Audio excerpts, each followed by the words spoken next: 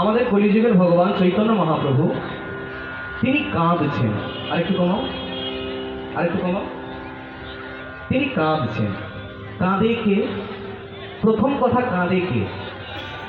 আমরা শুনেছি কাঁদালে কাঁদিতে হয়, যে অপরকে কাঁদায় সে নিজে কাঁদে। তা চৈতন্য মহাপ্রভু আমরা সবাই জানি তিনি খুব সুখেই জীবনযাপন করেছেন এবং ভক্তদের জন্য জীবনটা উৎসর্গ করেছেন। কিভাবে জানি? কথা যদি বলতে হয় আমি এইভাবেই বলবো। চৈতন্য মহাপ্রভু জীবনে দুইবার বিয়ে করেছেন। প্রথম বিয়েটা করেছেন নিজের ইচ্ছায়, যার নাম ছিল লক্ষ্মীপ্রিয়া, যিনি সর্পদংশনে মারা যায়। দ্বিতীয় বিবাহ করেছিল মায়ের ইচ্ছায়, যার নাম ছিল বিষ্ণুপ্রিয়া। দুইবার জীবনে চৈতন্য বিবাহ করে। তা দ্বিতীয়বার যখন চৈতন্য বিয়ে করতে যায়, আচ্ছা ছেলেরা যখন বিয়ে করতে যায়, বিয়ে করতে যাওয়ার সময় মায়ের কাছে কি বলে? মা, তোমার জন্য দাসী আনতে যাচ্ছি, তাই তো? এখানকার ছেলেরা বলে? নিশ্চয়ই বলে, কেন বলবে না? ভালো ছেলে সব। মুখে বলে মা আমি তোমার জন্য দাসী আনতে যাচ্ছি, কিন্তু আমি জানি মনে মনে বলে অন্য কথা। মুখে বলে তোমার জন্য দাসী আনতে যাচ্ছি, আর মনে মনে বলে তোমায় দাসী বানাবো সেই ব্যবস্থা করতে যাচ্ছি।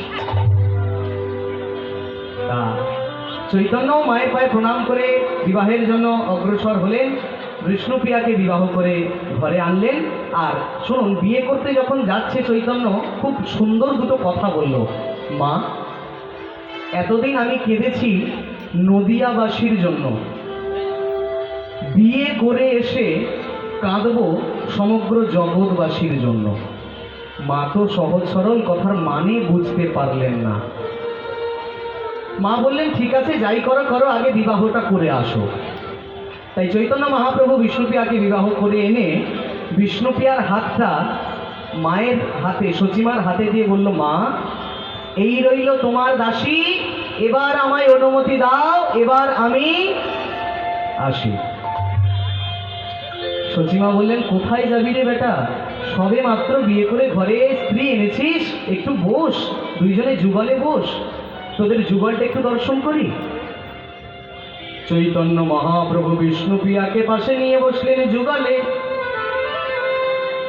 বিষ্ণুপ্রিয়াকে বলছে, প্রিয়া গো,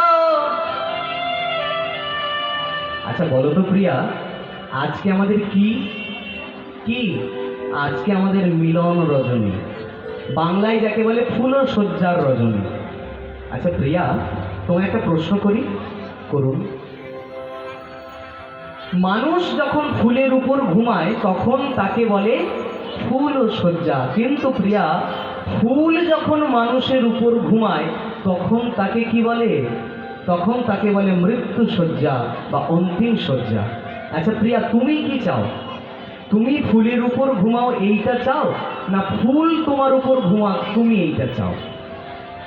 বিষ্ণুপ্রিয়া তো এখনকার মেয়েদের মতো খুবই শিক্ষিত এবং উচ্চ মর্যাদা সম্পূর্ণ, খুব সুন্দর একটা উত্তর দিয়ে বললেন, শুনুন স্বামী, আমি ফুলের উপর ঘুমাবো এটাও আমি চাই না, আর ফুলও আমার উপর ঘুমাক এটাও আমি চাই না।